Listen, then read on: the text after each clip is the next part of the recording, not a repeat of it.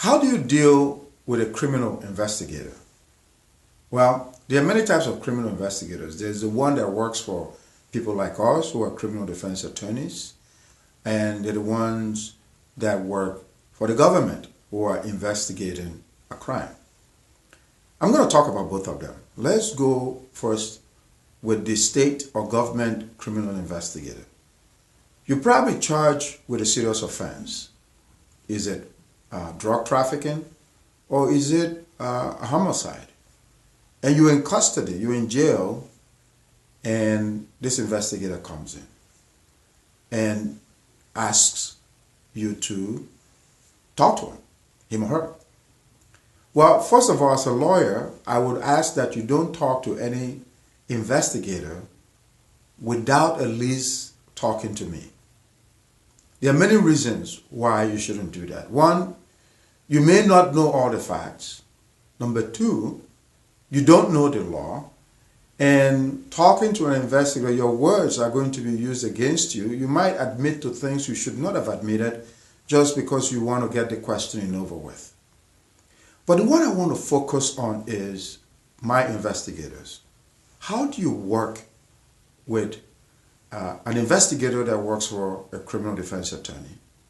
And how do we, why is it that an investigator is so important?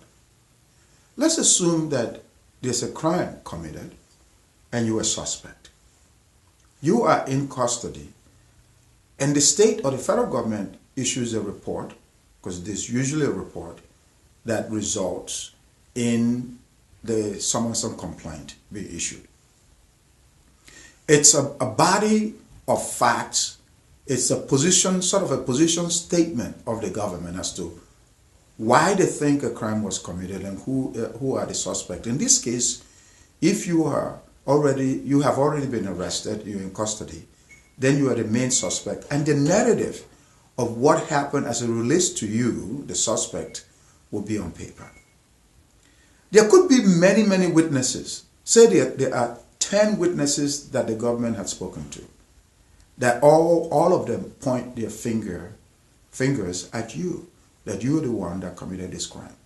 The fact that you are an accused does not mean that it's really true that you did the offense. There are many, many reasons why wrong people are charged, but it takes a good investigator to flesh out all of these issues. For one, if there's an eyewitness identification, my investigator is going to talk to that person that supposedly saw you and get their own version of what you said to the police. You know, sometimes the witness may not have told the police what they now represent that the witness said. So when my investigator goes to that witness, he'll ask that same witness if they're willing to talk.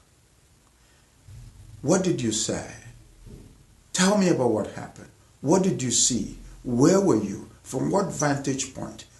We'll get all the facts surrounding the crime. And sometimes, in my experience, sometimes,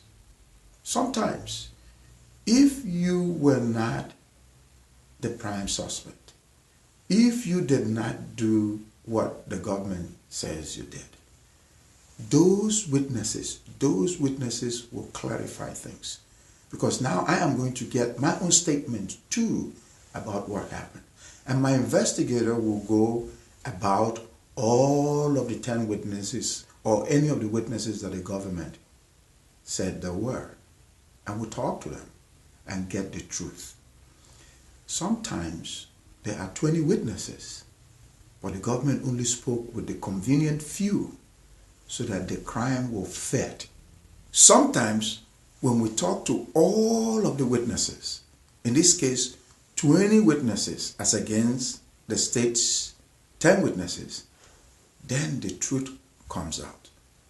Oftentimes, in my experience, when we talk to everybody, then we realize that the main witness that could exonerate my client, the state or the government, did not speak to that person. And when we get that information, that's how we get our clients.